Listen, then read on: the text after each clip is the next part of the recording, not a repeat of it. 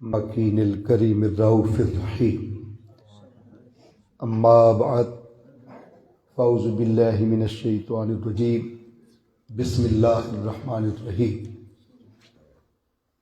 وسارعوا إلى مغفرة من ربكم وجنة أرضها السماوات والأرض أعدت للمتقين الذين ينفقون في السراء والضراء والكاظمين الغيظ والعافين عن الناس والله يحب المحسنين. صدق اللہ مولانا. علماء ذی وقار، شناخنان شیریں لسان، معزز سادات اکرام اور حاضرین و سامعین، اللہ تبارک و تعالیٰ کا بے پایاں لطف و کرم ہے کہ جس نے ہم سب کو اپنے پیار سید امجد شاہ صاحب رحمۃ اللہ علیہ، اللہ ان کی بخش فرمائے، سب اونچا کہیں آمین. بڑے خوش خلق انسان تھے، بڑی محبتوں والے، اور ہر کسی سے مسکراتے چہرے کے ساتھ. میرے ساتھ ان کی بڑی محبت تھی، بہت پیار تھا. تو آپ اندازہ کریں، میں بھی صبح منڈی بہاؤالدین کا سفر تھا طے شدہ، شاہ صاحب سے میں نے عرض کیا، ابھی پھر چک اختیار جانا ہے، وہاں ایک ختم پاک ہے، پھر ایک شادی ہے وہ بھی اٹینڈ کرنی ہے، سارے پھر معاملات اسی طرح ہے، اور آج رات شب برات بھی ہے، اس کے سفر الگ ہے. تو ایک دو نکتہ آپ کی نظر کرنا ہے، اور بالخصوص شاہ صاحب کی نظر کرنا ہے. یقیناً میرا ایمان ہے کہ ان کی روح یہ ذکر خیر ضرور سن رہی ہے. قرآن مجید فرقان حمید کا اگر مطالعہ کریں تو رب کائنات نے مغفرت کے لیے خود دعوت دی ہے. گھر والوں نے شاہ صاحب کے بیٹے ہیں یا دیگر مسجد میں اناؤنسمنٹ ہوئی ہوگی کہ دعائے مغفرت کے لیے آپ سب آئے. آج کا چونکہ عنوان ہی دعائے مغفرت ہے، اور رات بھی مغفرت کی ہے، رات بھی مغفرت کی ہے اور بخشش کی رات. تو گھر والوں نے دعوت کا انداز یہ ہوتا ہے کہ بھئی میرے والد صاحب کا ختم ہے، میرے چچا جی کا ختم ہے، آپ دعائے مغفرت کے لیے تشریف لائیے گا، آئیے گا، آ جانا، یہی ورڈنگ ہے نا. لیکن رب ذوالجلال نے یوں نہیں فرمایا کہ آ جائیے گا، تشریف لائیے گا. یہ عارضی دعوت ہے. جب شاہ صاحب پر وقت نہیں آیا تھا، انہوں نے ہمیں دعائے مغفرت کی دعوت بولیے نہیں دی تھی، ہمیں نہیں بلایا تھا.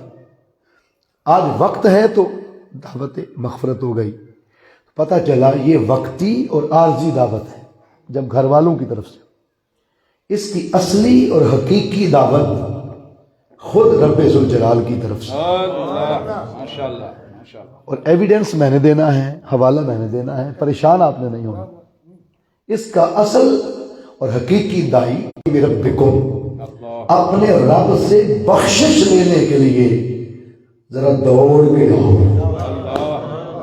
کیسے آؤ بولیے؟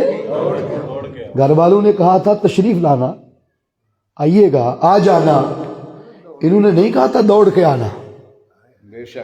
لیکن جب رب آواز دیتا ہے بندوں کو بخشش کے لیے، مغفرت کے لیے، تو نہیں فرماتا کہ سوچ سوچ کے آنا، سلو اینڈ اسٹڈی آنا، آہستہ آنا. نہیں، فرمایا وسارعوا. یہ سارعوا سرعت، رفتاری. آپ نے ایک لفظ سنا ہے اردو میں، اور عرب میں جائیں، حرمین شریفین کا اگر سفر کریں، میں تو چند دن پہلے وہیں تھا، تو وہاں جائیں تو پھر وہاں آتا ہے کہ سرا سرا یا شیخ سرا، یعنی جلدی چلو، آگے بڑھو. اس سے ہے وسارعوا الی مغفرۃ من ربکم، اپنے رب سے بخشش لینے کے لیے سوچ سوچ کے نہ آنا. اللہ فرماتا ہے ذرا دوڑ کے آنا، جلدی کرو، بھاگ پڑو، دوڑو. حالانکہ دین ان بیلنسمنٹ کا نام ہے، اعتدال پسندی کا نام. دین میں میانہ روی ہے. دین کسی کام کے لیے بندوں کو نہیں دوڑاتا. آپ دیکھ لیں، قرآن پاک کی تلاوت کریں تو کیا حکم ہے؟ جلدی جلدی کرو. اللہ فرماتا ہے وَرَتِّلِ الْقُرْآنَ تَرْتِيلًا، قرآن ٹھہر ٹھہر کے اور یہ ٹھہر ٹھہر کے صرف قاری صاحب کے لیے نہیں ہے، بلکہ اس کے ہر لفظ پہ رکو، اس کی شرح پہ رکو۔ افلا یتفکرون افلا یتدبرون، اس میں غور و فکر نہیں کرتے، تدبر نہیں کرتے، سوچ و بچار نہیں کرتے۔ قرآن فرمایا ٹھہر ٹھہر کے پڑھو۔ اب جب نماز پڑھتے ہیں تو کیا جلدی جلدی قیام رکوع کرنے کا حکم ہے؟ بولیے۔ اور میں سلو اینڈ اسٹڈی، جج صاحب بیٹھ گئے ہیں، جرم کی بات ہو، ایک جرم کی، تو کان بھی نہیں ہلاتے ہیں اور موبائل کی طرف توجہ بھی نہیں رہتی، اور جس نے ساری زندگی کے گناہوں کو بخشنا ہے اس کے سامنے مجرم کھڑا ہے، تو فرمایا تجھے کیسے موبائل یاد رہ گیا، تجھے کیسے یاد رہ گیا؟ نماز کے اندر بھی تیرا دھیان اور خیال مال کی طرف، دولت کی طرف، کمائی کی طرف، اکاؤنٹیبلٹی کی طرف، حساب کی طرف۔ تو فرمایا قیام میں یوں مجرم کی طرح کھڑے ہو جاؤ، پھر رکوع کی شکل میں تھوڑا جھکو تاکہ تمہیں جھکنے کی عادت پڑے کہ میں نے کسی کے حضور جھکنا ہے۔ پھر کھڑے ہو کے سجدے میں یوں گرو جیسے کوئی کسی کے قدموں میں گر کے اسے منا لے۔ بس گرو تو صحیح، دیکھو وہ مانتا ہے کہ نہیں مانتا ہے۔ وہ ایک سجدہ جسے تو گراں سمجھتا ہے، 1000 سجدوں سے دیتا ہے آدمی کو نجات۔ آؤ ایک سجدہ کریں عالم مدہوشی میں۔ لوگ کہتے ہیں کہ ساغر کو خدا یاد نہیں، ساری کائنات کے سجدے ایک طرف، ساری زندگی کے سجدے ایک طرف، اکاؤنٹیبلٹی میں، متناہی میں، گنتی میں، حساب میں، زندگی کے سارے سجدے ایک طرف ہوں، اور کربلا کے شاہ سوار کا سجدہ ایک طرف ہے۔ تم دین میں سجدے کرتے ہو، وہ دین کو بچانے کے لیے سجدہ کرتے ہیں۔ وہ ایک سجدہ جسے تو گراں سمجھتا ہے، 1000 سجدوں سے دیتا ہے آدمی کو نجات۔ دوستان ذیت شام، تو فرمایا کہ یوں سجدے کرو، ٹھہراؤ ہو، نماز میں بھی ٹھہراؤ ہے، ہر کام میں ٹھہراؤ ہے۔ بڑی توجہ، ایک خاص نقطہ آج آپ کی نظر کرنا ہے۔ تو ہر کام میں ٹھہراؤ ہے، کاروبار کرو تو سوچ سمجھ کے کرو، لین دین کرو تو دین کہتا ہے لکھت پڑھ کرو، ایسے ہی اندھے انداز سے کوئی کام نہ کرو۔ زمین پہ چلو تو آداب قرآن پاک میں سکھائے، ہونن، شگفتگی سے، آہستگی سے، چلنے میں بھی نگاہ نیچی کر کے، سلو اینڈ اسٹڈی چلو، دیکھ دیکھ کے چلو۔ حشرات، چیونٹیاں، چھوٹے چھوٹے جانور تمہارے پیروں کے نیچے آ کے حشرات مسلے نہ جائیں۔ تو ہر کام میں، وہ جو آپ نے بچپن میں کچھوا اور وہ خرگوش کی کہانی پڑھی تھی، تو کون جیتا تھا؟ کچھوا جیتا تھا نا، جو سلو اینڈ اسٹڈی چلا، آہستہ چلا، وہ جیتا تھا۔ تو دین اعتدال سکھاتا ہے ہر کام۔ اب جن کاموں کے لیے رب نے نہیں دوڑایا، ان کاموں کے لیے ہماری دوڑ لگی ہوئی۔ صبح سویرے بندہ جلدی جلدی نہاتا ہے، ناشتہ 2 لقمے اندر ڈالے، بھاگ پڑا، گاڑی نکالی، بھاگ پڑا۔ کہاں جا رہے ہو؟ بھئی 5 مرلے کے پلاٹ کا فیصلہ تھا، فیصلے کی تاریخ تھی، جج صاحب بیٹھ گئے ہیں، 8 بجے پہنچنا تھا، میں لیٹ ہو گیا ہوں۔ تھانے میں انسان بھاگتا ہے کہ بھئی دوسری پارٹی پہنچ گئی ہے، میں لیٹ ہو گیا ہوں۔ انسان اسکول گوئنگ، بچے کو چھوڑنے کے لیے جانا ہے، لیٹ ہو گئے ہیں، انگوٹھا لگانا ہے، میری جاب کا مسئلہ ہے، بندے کی دوڑ لگی، دکان کھولنی ہے، گاہکوں کی لائن لگی، لوگ آ گئے ہیں، میں پیچھے رہ گیا، بھاگ پڑا، سارا بازار کھل گیا، میں پیچھے رہ گیا۔ انسان کی ساری دوڑ نفس کی خواہشات کے پیچھے، مال کے پیچھے، ہرس کے پیچھے، طمع کے پیچھے، لالچ کے پیچھے، دھوکے کی زندگی کے پیچھے، نفس امارہ کی گندگیوں کے پیچھے، مادیت کے پیچھے۔ سارا دن انسان چاہتا ہے میری دنیا سنور جائے، میرا گھر بن جائے، میری کوٹھی بن جائے، میرے مربے بن جائے، میرے پلاٹ بن جائے۔ اولاد کو ڈینگیاں لگاتا ہے، جان کو خطرے میں ڈلواتا ہے، تاکہ مال، دولت، حرص، طمع کا وہ زندگی عبور حاصل کر جائے۔ ہے کسی کو فکر کہ میں نے آخرت میں کسی کے حضور پیش بھی ہونا ہے، میں نے کسی کے حضور حساب بھی دینا ہے۔ آج کی رات حساب کی رات ہے، اکاؤنٹیبلٹی کی رات ہے، آج کی رات جرموں کے ساتھ کسی کو سامنے کھڑا کرنے کی رات ہے، اللہ کے حضور پیش ہونے کی رات ہے۔ یہ وہ رات ہے جس رات میں نبیوں کے امام صلی اللہ علیہ وسلم رو رو کے مصطفیٰ بے حال ہو جاتے تھے، حضور کی ریش مبارک تر ہو جاتی تھی، اور اس رات حضور روتے رہتے۔ ام المومنین حضرت عائشہ صدیقہ رضی اللہ تعالیٰ عنہ فرماتی ہیں شب برات یعنی اس رات کو حضور کی میرے ہاں باری تھی، میرے گھر تھے، میں آدھی رات کو دیکھتی ہوں مصطفیٰ بستر پر نہیں ملے، میں پریشان ہو گئی، میں لجپال نبی کو تلاش کرتی کرتی پیچھے گئی تو دیکھا حضور بقیع شریف کے قبرستان میں بیٹھ کے رو رہے، جنت البقیع کے قبرستان میں بیٹھ کے رو رہے ہیں۔ میں نے پوچھا آقا کہ آپ رب کے محبوب نہیں ہیں؟ کہا کہ ہاں، why not، میں محبوب ہوں۔ تو آقا پھر رونا کیسا؟ فرمایا نہ بیٹی فاطمہ کے لیے رو رہا ہوں، نہ شہزادے حسنین کے لیے رو رہا ہوں، مجھے امت کا غم سونے نہیں دیتا، امت کی فکر میں رو رہا ہوں۔ یا رب اغفر لی امتی، مولا میری امت کی بخش فرما، یا رب حب لی امتی، میری امت میرے حوالے کر، میری امت کی بخش فرما، مجھے امت کی بخشش کی فکر سونے نہیں دیتی۔ قربان جائیں، ہے کوئی شخص ایسا جسے آفر آ جائے کہ تیری کرسی وزیر اعظم کے ساتھ بچھا دی گئی، وہاں تو نے بیٹھنا ہے، وہ سگے بھائی کو بھی بیٹھنے دے گا؟ دوڑ کے کہے گا بھی میری آنر ہے، میرے لیے بچھائی گئی، میں دوڑ کے بیٹھوں گا؟ محشر کے دن رب کہے گا حبیب آج ساری کائنات کو محبوب کا ڈیزگنیشن دکھانے کا وقت ہے، منصب مصطفیٰ دکھانے کا وقت ہے، سر محشر مصطفیٰ کراس کرتے ہوئے پہنچیں گے، رب کہے گا حبیب آج عرش کے اوپر آ جا۔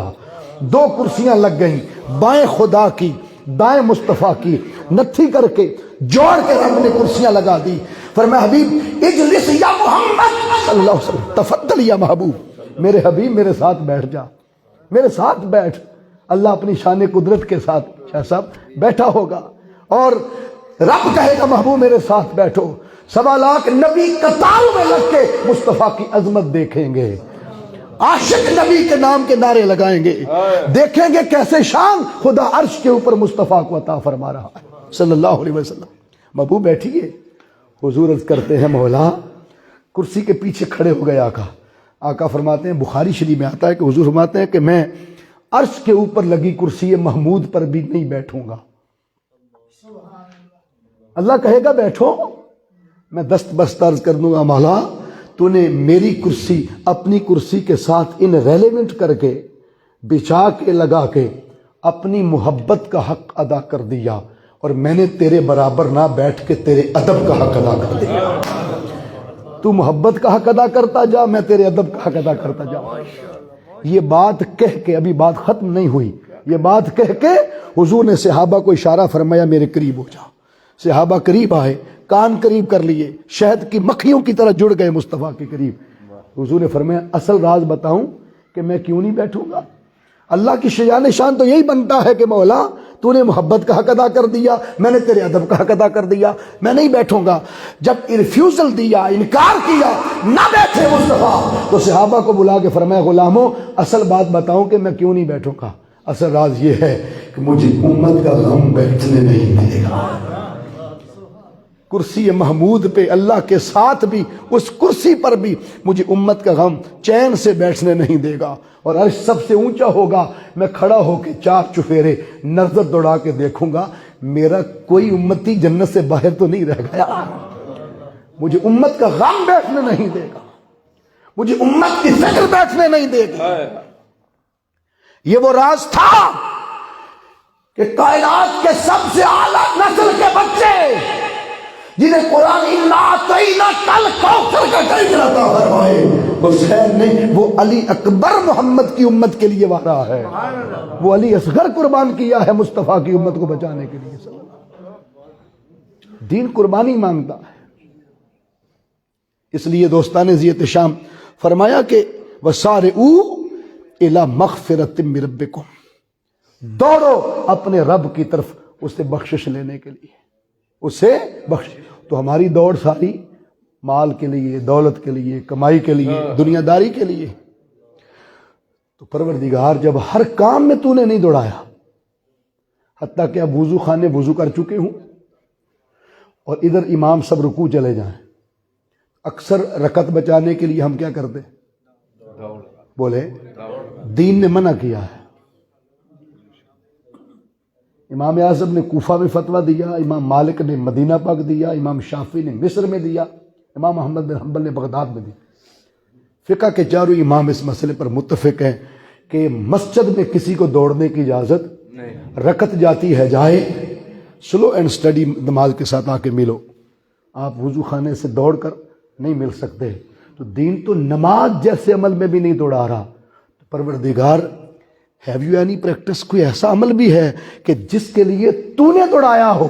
آواز آئی ہاں، دیر از اونلی ون پریکٹس، وہ ایک عمل ہے جس کے لیے میں نے دوڑایا، اور وہ کیا ہے؟ فرمایا وَسَارِعُوا إِلَىٰ مَغْفِرَةٍ مِّن رَبِّكُمْ۔ جب بخشش کی کانوں میں آواز پڑ جائے تو پھر کارڈ کا انتظار بھی نہ کرنا، پھر دعوت کا انتظار بھی نہ کرنا، مجھے کسی نے کہا نہیں اس کا انتظار نہ کرنا۔ فرمایا دوڑ پڑا کرو، سوچ سوچ کے نہیں، بغیر سوچے بھاگ پڑا کرو اور آ جایا کرو تاکہ رب تمہاری بخش فرما دے۔ مغفرت کے لیے دوڑایا ہے۔ تو جس رات کا نام ہی مغفرت کی رات ہو، لیلۃ التوبہ ہو، شب برات، آزادی کی رات ہو، تو آج رات اس نے دوڑایا ہے بخشش کے لیے، مغفرت کے لیے۔ اب پہلا نقطہ سننے، یہ ساری تمہیدی گفتگو تھی، پہلا نقطہ آ گیا ہے جس نقطے کو میں آگے کیری آن کرنا چاہتا تھا۔ فرمایا کیوں دوڑایا مولا جب کسی کام کے لیے تو نے نہیں دوڑایا؟ تو مغفرت کے لیے کیوں دوڑایا؟ اس کے لیے بھی تو فرماتا بھی آ جانا، آہستہ آ جانا، کوئی بات نہیں، بخش دیں گے۔ پہلا نقطہ مولا کیوں دوڑایا؟ فرمایا اس لیے کہ تجھے تو بخشش لینے کی اتنی فکر نہیں ہوگی جتنی مجھے بخشش عطا کرنے کی جلدی ہے۔ میں چاہتا ہوں کہ تو جلدی بخشا جائے، اور گناہوں کی دلدل میں پھنسا ہوا قبر میں نہ آئے، کیونکہ عذاب القبر حق، بخاری شریف کی حدیث ہے، قبر کا عذاب حق ہے، گناہ گار کے لیے بجے گی، یوں بجے گی اور پیس کے رکھ دے گی۔ اور علاقے کے جانور، کبھی کبھی آپ سوچتے ہیں کہ رات کو باندھے تھے، صبح قلعے اکھڑے ہوئے ہیں، رسے کٹے ہوئے ہیں، بھاگے ہوئے ہیں، کیوں؟ وہ جانور بھی اس کے عذاب کی آواز سنتے ہیں، حدیث میں آتا ہے۔ تو فرمایا میں نہیں چاہتا کہ قبر کی مٹی یوں تیرے لیے بجے، میں چاہتا ہوں کہ قبر کی مٹی بھی تیرا حیا کرے، اور حیا اسی صورت میں ہے کہ تو بخشا ہوا اترے، تو مغفرت کی حالت میں اترے۔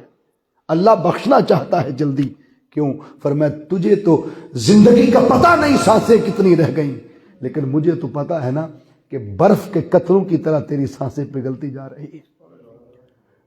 زندگی کی سانسوں کی مثال پگھلنے والی برف کی۔ برف بیچنے والے کو بڑی جلدی ہے کہ یہ اگر نہ بکی تو ضائع ہو جائے گی، اور برف سے گرے ہوئے قطرے کبھی واپس لوٹ کر نہیں آتے، اسی طرح گزری ہوئی سانسیں بولیے کبھی۔ اس لیے کہا فکر کرو، غور کرو، تدبر کرو، اللہ نے یہ سانسیں عطا کی ہیں، اس کا تشکر ادا کرو۔ یہ پہلا نقطہ تھا وسارعوا کا۔ دوسرا نقطہ سن لیں، وقت کی قلت ہے اس لیے میں شارٹ کٹ وے میں دو نقطے آپ کی نظر کرنے۔ دوسرا نقطہ یہ ہے کہ وسارعوا یہ بخشش کا کلائمیکس ہے، یہ منتہا کمال ہے، یہ بخشش کا اینڈ ہے۔ اینڈ پہ فرمایا دوڑ کے آؤ۔ دو سٹیپس اس کے نیچے ہیں۔ یہ ممبر ہوتا ہے نا مسجد میں جمعے کے لیے، تو 3 سٹیپ ہوتے ہیں، اس کے 3 سیڑھیاں ہوتی ہیں۔ یہ آخری سیڑھی ہے وہ سارعوا ہے۔ پہلی 2 سیڑھیاں بڑی توجہ رکھنی، پہلی 2 سیڑھیاں، پہلا سٹیپ یہ ہے، اللہ فرماتا ہے بخشش کے لیے، کیونکہ عنوان مغفرت ہے، بخاری اور مسلم کی متفق علیہ حدیث، اور متفق علیہ حدیث کا درجہ احادیث میں سب سے ٹاپ پر ہوتا، تواتر، مرسل، مشہور، ساری حدیث کی قسمیں نیچے۔ متفق علیہ، یہ بخاری مسلم دونوں میں اکٹھی آ جائے ایک حدیث، اس کا درجہ سب سے اونچا ہوتا ہے، متفق علیہ حدیث ہے۔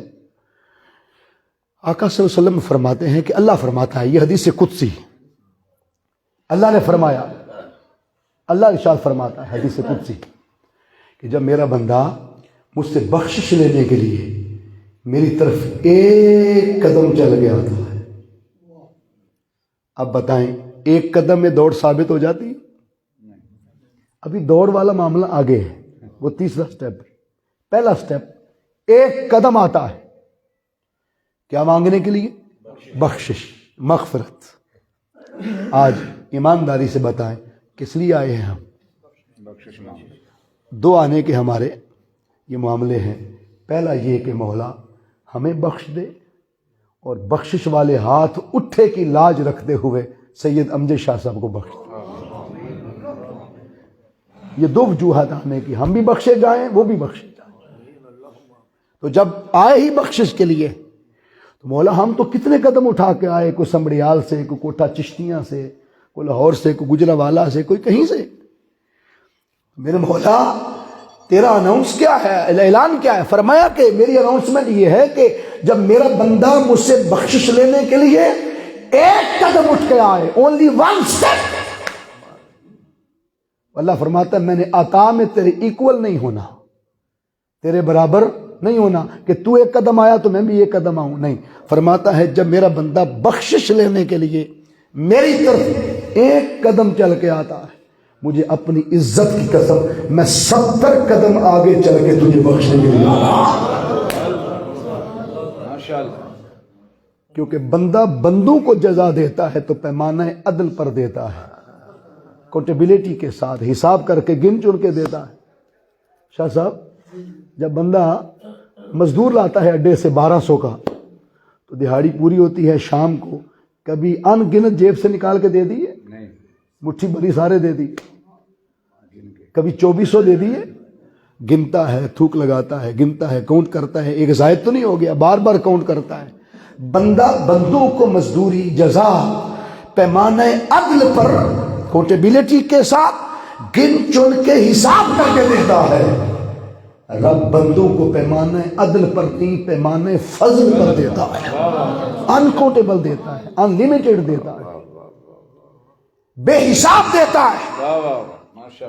رب فرماتا ہے تو ایک قدم آیا اور میں بخشنے کے لیے 70 قدم، تیرا قدم تیری حیثیت کے مطابق ہے، میرا قدم میری شان کے مطابق ہے، اور میں نے عطا میں تیرے ایکول، تیرے برابر نہیں ہونا۔ بڑی توجہ رکھیے، اس ایکویلٹی میں ایک بڑا نقطہ تھا، وہ دوسرا نقطہ ہے میں آپ کی نظر کروں گا کہ ایک قدم آیا، رب 70 قدم آیا، یہ کس لیے چلے؟ بخشش کے لیے۔ دوسرا سٹیپ اگلی حدیث میں آتا ہے، اور یہ بھی صحیح ستہ کی معتبر حدیث۔ اللہ فرماتا ہے جب میرا بندہ مجھ سے بخشش لینے کے لیے میری طرف چل کے آتا ہے، ابھی دوڑنے کا ذکر، وہ تیسرا سٹیپ ہے، ابھی درمیانے سٹیپ کی ان بٹوین کی بات ہو رہی۔ جب میرا بندہ مجھ سے بخشش لینے کے لیے میری طرف چل پڑا، چل کے آیا، اللہ فرماتا ہے مجھے اپنی عزت کی قسم میں بخشنے کے لیے اس کی طرف دوڑ کے آتا۔ وہ کیسے دوڑتا ہے وہ جانے، اس کی شان جانے، اس کی شان قدرت ہے وہ کیسے کرتا ہے، بے شک۔ لیکن دوڑ یہاں تک سمجھائی، ابھی بندہ نہیں دوڑا، بندہ ایک قدم آیا، رب 70، بندہ چل کے آیا، بولو رب دوڑ کے آیا، عطا کرنے کے لیے دوڑ کے آیا، بے شک۔ اب تیسرا سٹیپ ہے جو آیت میں نے تلاوت کی، وَسَارِعُوا إِلَىٰ مَغْفِرَةٍ مِّن رَبِّكُمْ۔ اللہ فرماتا ہے ذرا چشمے زدن میں سوچ، تو ایک آیا میں 70 آیا، تو چل کے آیا میں دوڑ کے آیا، سوچ تو صحیح کہ اب میں نے عطا کے لیے پیمانہ توڑ نہیں دیا کہ جب تو چل کے آیا تو میں تب دوڑا تھا، اور جب تو دوڑ کے آئے گا تو پھر میرے آنے کا عالم ہے، کرائیٹیریا ہے، پیمانہ کوئی کہ کوئی ماپ سکے کہ اب وہ اس کی عطا کا عالم کیا ہے، اب وہ کیسے آئے گا؟ وہ تو ہم چلے تھے تو دوڑ پڑا تھا بخشش کے لیے، عطا کے لیے، دینے کے لیے۔ شاہ صاحب عدالت میں روز کیس آتے ہیں، کبھی ایسا ہوا کہ مجرم کبھی مدعی کے دروازے پر ہی نہ آئے معافی مانگنے، اور مدعی روز مجرم کے دروازے پر کھڑا ہو، یار باہر نکل تینوں معاف کرنا آیا، بھئی نکلتا نہیں ہو چھیتی کر، میں تینوں معاف کرنا آیا، دوڑ کے باہر آ، میں تینوں معاف کرنا آیا، میں روز تیرے دروازے تے ہونا۔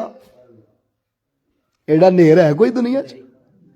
اللہ فرماتا ہے پھر بتاؤ میری رحمت کو کوئی حساب میں لے سکتا ہے؟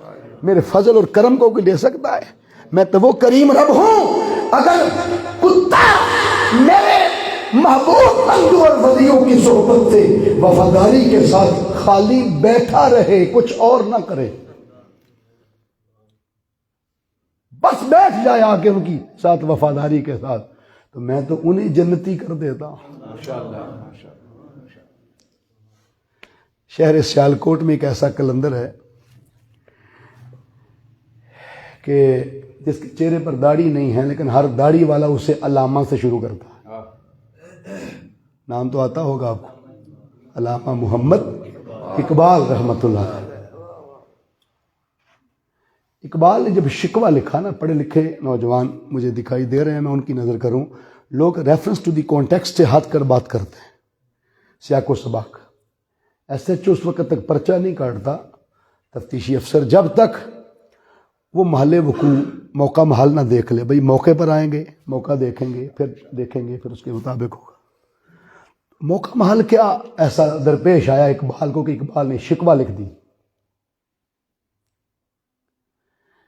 اور سارے مولویوں نے شکوے کیے۔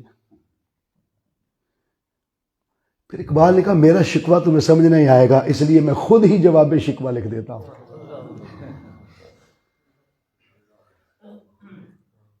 جب اقبال نے شکوہ لکھا نا، اس کا محل وقوع کیا تھا، ریفرنس ٹو دی کانٹیکسٹ، وہ یہ تھا کہ جب اقبال نے سابق کہف کے کتے کا واقعہ پڑھا، اقبال کی چیخ نکل گئی، رو پڑا، سارے محلے والے جمع ہو گئے۔ اقبال کبھی کتے کا واقعہ پڑھ کے بھی وہ روتا ہے۔ اقبال کہتا ہے کتے پہ نہیں رو رہا، اپنی قوم کے مقدر پہ رو رہا۔ انالیسس دینا چاہتا ہوں، کمپیریٹیو سٹڈی کے ساتھ کمپیریزن دینا چاہتا ہوں۔ اقبال کہتا ہے انالیسس یہ دیا کہ وہ عیسیٰ علیہ السلام کے دور کے ولیوں کے در پر بیٹھ کر کتا جنتی، تو میں تو نبیوں کے امام کا امتی ہوں۔ کچھ تو فرق ہونا چاہیے کہ نہیں؟ بولی ہونا چاہیے کہ نہیں؟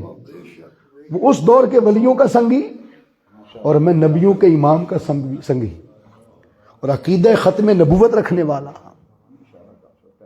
چیف جسٹس آف پاکستان کو ہم یہ نصیحت کرنا چاہتے ہیں اور اسے بتانا چاہتے ہیں کہ نبی کے عقیدہ ختم نبوت پر ہاتھ نہ ڈالنا۔ یہ کسی وزیر اعظم وزیر اعلیٰ کا مسئلہ نہیں ہے، یہ رب کے محبوب کا معاملہ ہے۔ یہاں جانے دے دیں گے، گردنیں کٹا دیں گے، لیکن پیرا دیں گے۔ تفسیر صغیر لکھنے والا وہ بدبخت مرزئی جسے رہائی کیا گیا، اس کو اوپن تبلیغ کرنے کی اجازت اناؤنس کرنا اور ان کے لیے مسجدیں اور آزادانہ اذانیں نمازیں پڑھنے کی اجازت دینا، یہ دین کے ساتھ غداری ہے۔ بے شک بے شک۔ آپ کا ڈیزگنیشن ہے پاکستان کے لیے، اسلام کے لیے نہیں ہے۔ اسلام کا ایک نوکر بھی تو سے اعلیٰ ہے۔ بے شک بے شک۔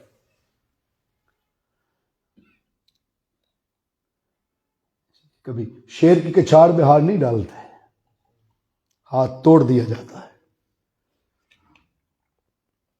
1984 میں پٹیشن دائر کی تھی مرزائیوں نے، 74 میں تو پاس ہو گیا تھا نا قانون کہ یہ غیر مسلم ڈکلیئر ہو گئے۔ 84 میں نئی چال چلی تھی 1984 میں کہ پٹیشن دائر کی تھی کہ ہم غیر مسلم خود کو تسلیم کرتے ہیں، لیکن ایز اقلیت غیر مسلم ہمیں حقوق دیے جائیں جو آئین پاکستان اور اسلام کے اندر موجود ہوتے ہیں غیر مسلم کے۔ یہ پٹیشن دائر کی، اور اس پٹیشن پر اہل دیوبند، اہل سنت، اہل تشیع، سارے علماء جمع ہوئے، سب نے اپنے دلائل دیے، لیکن دلائل میں ہار گئے، علماء ہار گئے۔ کیوں ہار گئے؟ 3 دن دلائل ہوتے رہے، ایویڈنسز دے کے بھی ہار گئے۔ کیوں؟ کہ نفس مضمون کو کسی نے دیکھا ہی نہیں۔ وہ عقیدہ ختم نبوت پر بات کرتے رہے، وہ بات کرتے رہے، ان کو پھر غیر مسلم ثابت کرنے کی انہیں کہا کہ وی ایکسیپٹ، ہم نے تو مان لیا کہ ہم غیر مسلم ہیں، ہم تو حقوق مانگ رہے ہیں، جیسے عیسائی غیر مسلم ہیں تو گرجے موجود ہیں، انہیں اپنے طریقے کے مطابق عید پڑھنے کی اجازت ہے۔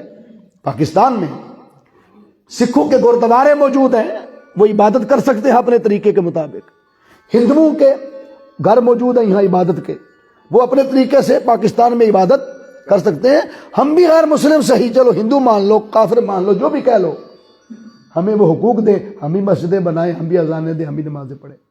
مسئلہ یہ تھا، اس پر آتا ہی کوئی نہیں تھا۔ پھر پیر کرم شاہ صاحب رحمۃ اللہ علیہ جسٹس تھے وفاقی شرعی عدالت کے، اور پھر دوسرے تھے مفتی شجاع صاحب جسٹس، یہ کیس کی سماعت کر رہے تھے، آنکھوں میں آنسو تھے، کیا بنے گا؟ اصل نفس مضمون پہ آئی کو نہیں رہا، حوالے ہو ہی نہیں رہے، دلائل نہیں ہو رہے، ایویڈنس پر فیصلہ ہونا ہے۔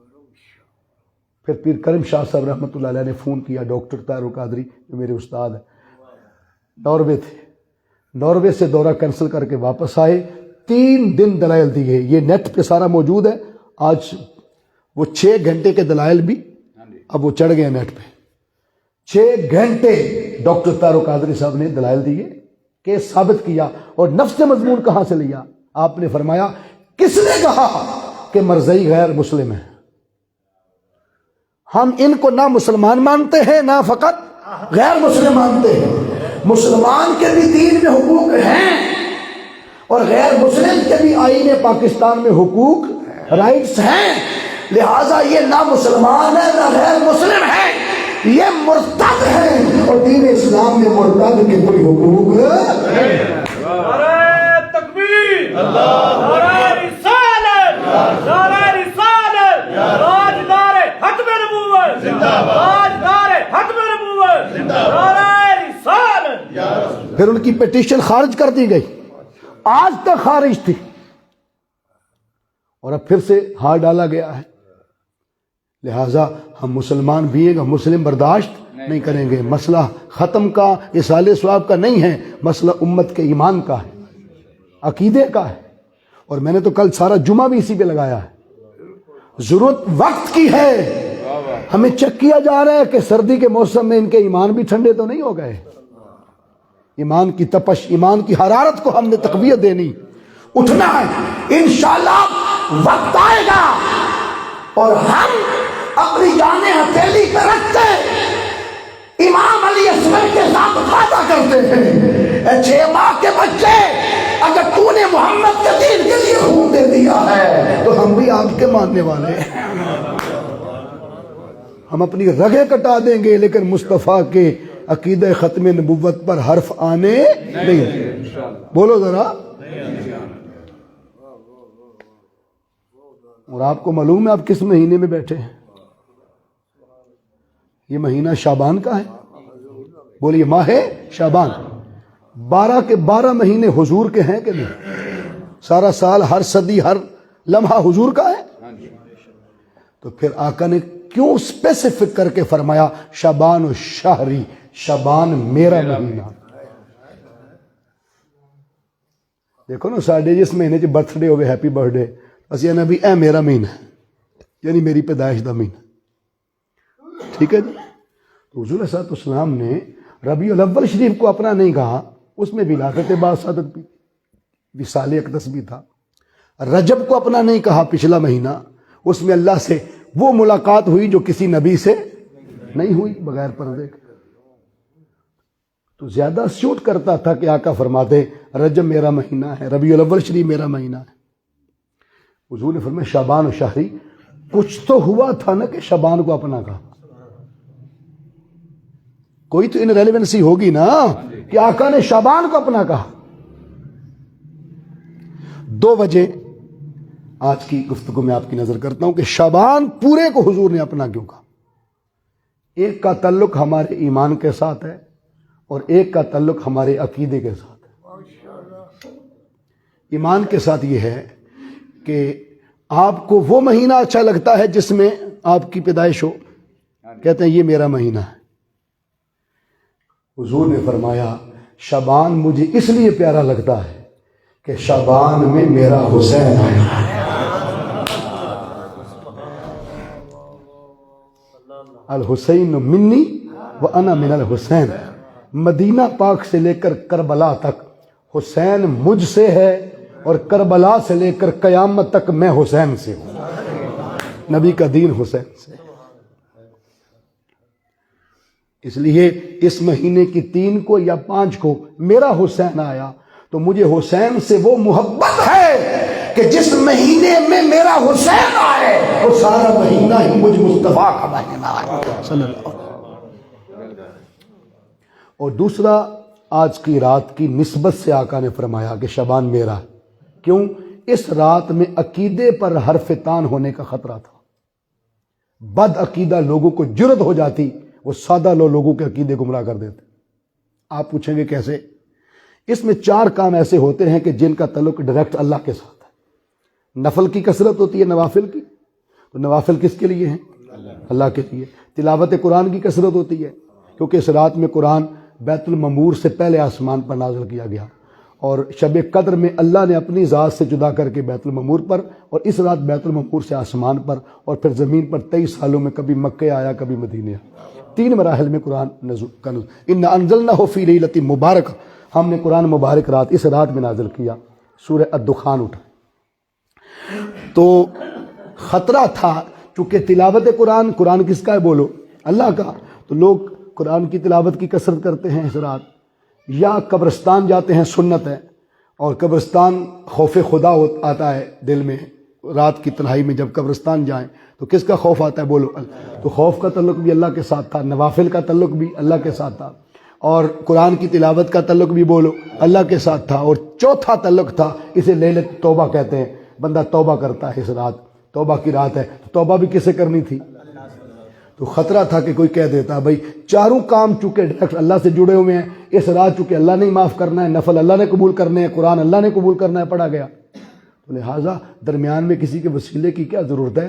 ہر رات بندے کو ڈائریکٹ نہیں کرتی، توسل تصدق سکھاتی ہے، یہ رات بندے کو ڈائریکٹ کر دیتی ہے، لہٰذا ڈائریکٹ والا عقیدہ ہونے کا خطرہ تھا، اس لیے حضور نے ایڈوانس کہہ دیا قیامت تک شعبان و شہری، شعبان سارے ہی میرا ہے، اس کی ہر رات میری ہے، اس کا ہر دن میرا ہے، 15ویں رات بھی چونکہ میری ہے، رات میری ہو اور رب مجھ سے پوچھے بغیر ہی تیرے نفل قبول کر لے اور تیری توبہ قبول ہو جائے، اس لیے اس رات نفل پڑھو مگر نبی کے درود و سلام کے وسیلے سے پڑھو، اس رات کثرت عبادت کرو مگر قبول اسی کا ہوگا جو توسل و تصدق و وسیلہ مصطفیٰ سے پیش ہوگا۔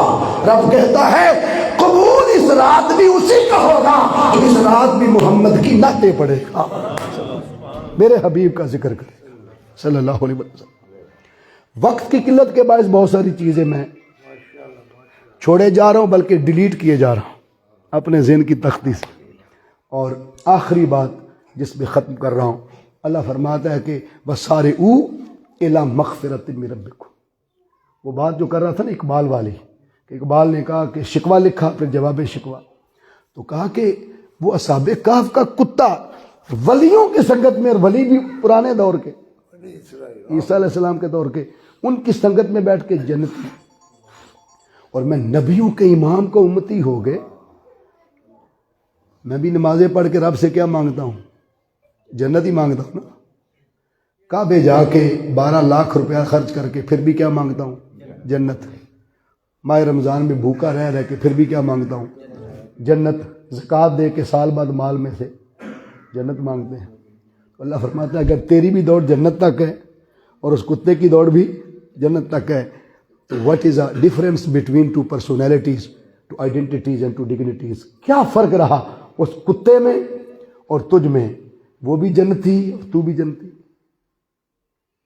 اقبال نے یہاں شکوہ لکھا، اقبال نے کہا کہ جنت تیری منزل ہی نہیں ہے،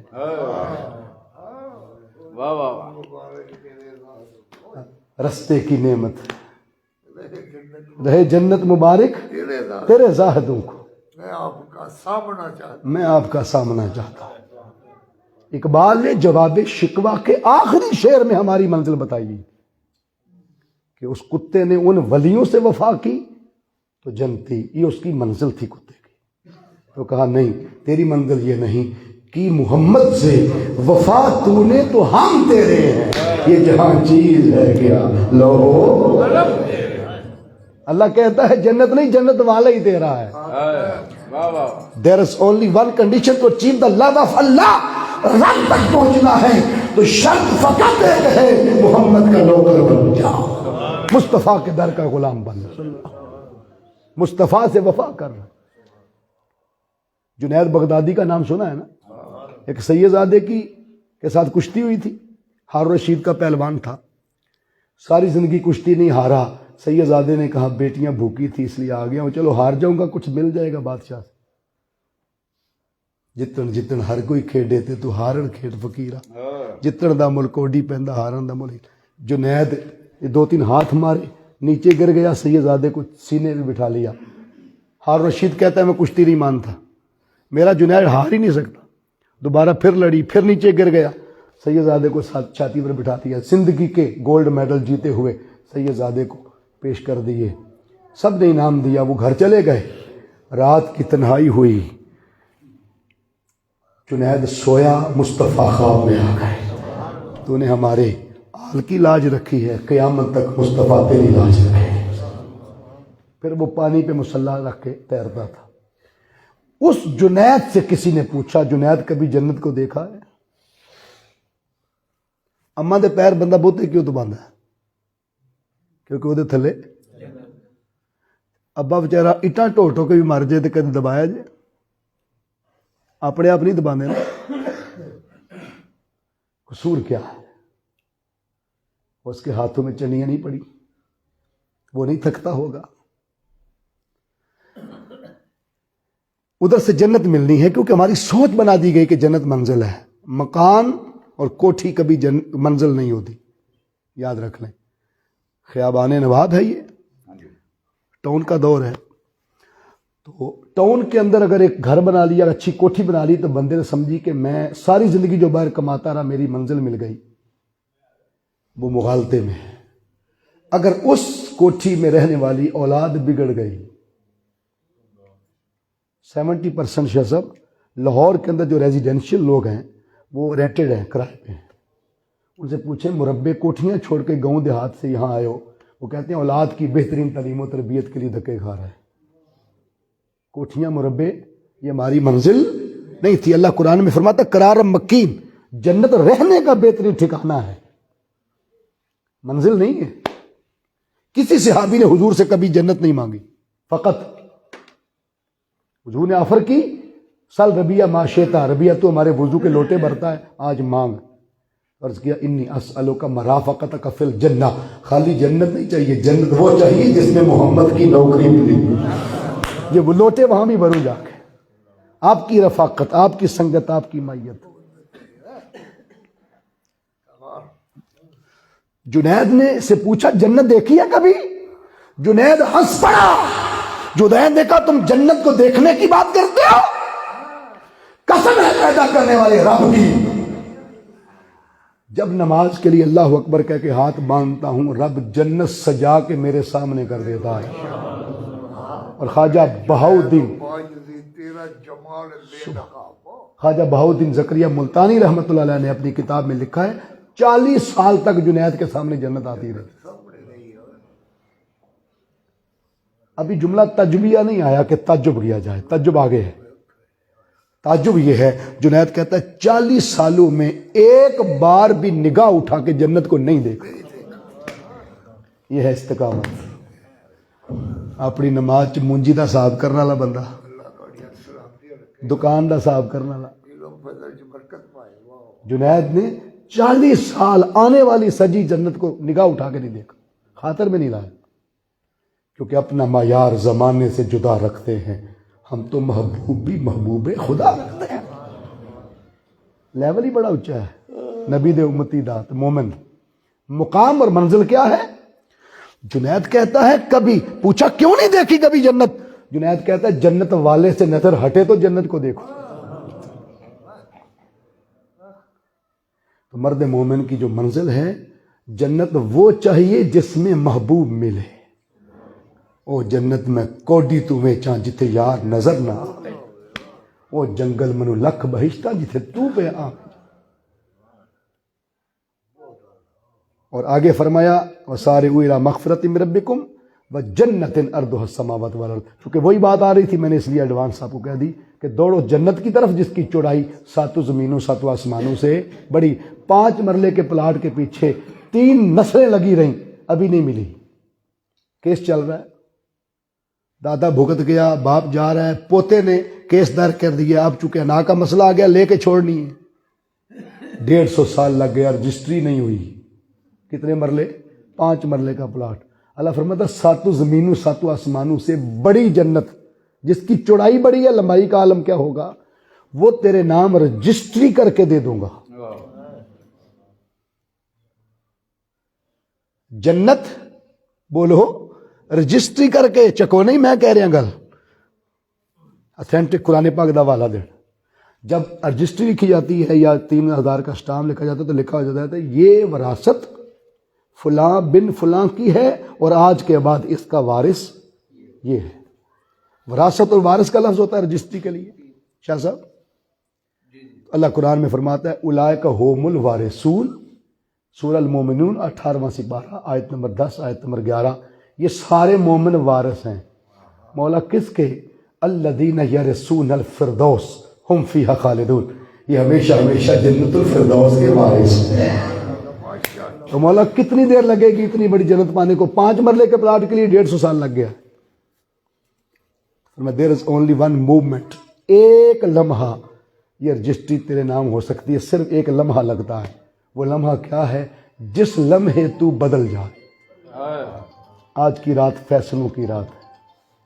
کس کے نام جنت رجسٹری ہونی ہے اور کس کے نام جہنم رجسٹری ہونی ہے. کس کی عمر بڑھنی ہے، کس کی گھٹنی ہے، کس کا پتہ گرنا ہے، کس کا لگنا ہے، کس کو اولاد ملنی ہے، کس کو نہیں چھننی ہے، کس کے رزق میں اضافہ ہے، کس کے نہیں ہے. فیصلوں کی رات، فیہا یفرق کل امر حکیم. آج رات بانٹ دیا جاتا ہے ہر حکمت والا کا. شاہ صاحب پتہ ہوئے کہ سویرے رجسٹری ہونی ہے تے فیصلہ ہونا ہے عدالت چ میرے حق دا. پتہ نہیں لبنی ہے کہ نہیں لبنی. بندہ صحیح راہ سوندا ہے، خریدتا ہے وکیل جج، کسی طرح میرے حق میں فیصلہ ہو جائے. اللہ فرماتا ہے تیری زندگی دے دنیا تے آخرت دما جانا دے فیصلے دی رات ہوئے تے تو سو جے. ڈسینیبل نائٹ. برات کہتے ہیں آزادی کو. حضور غوث پاک فرماتے ہیں اس رات 2 آزادیاں ملتی ہیں، بدبخت کو بدبختی سے آزادی اور جس کے نام جہنم لکھ دیا گیا تھا اس کو جہنم کی آگ سے اس رات آزادی عطا کی جاتی ہے. پکا شرابی، پکا زانی، ساری زندگی فار ایور کرنے والا اس رات سچے دل سے توبہ کر رہے، حضور فرماتے ہیں رب بخش دیتا. یہ وہ قدر والی رات ہے اور سبب سے ہم اسی مغفرت کے انداز سے یہاں بیٹھے ہیں. اللہ کرے اس رات اللہ ہمیں جاگنا نصیب فرمائے اور اس رات کی قدر اور اس رات ہمیں بھی وہ اسلوب دین نصیب فرمائے. میرے پاس کچھ بھی نہ تھا روز محشر، نبی کا وسیلہ ہی کام آ گیا ہے. مزہ تب ہے محشر میں سرکار کہہ دے وہ دیکھو ہمارا غلام. اللہ سن کر سمجھ کر عمل کی توفیق عطا فرمائے. وما علینا الا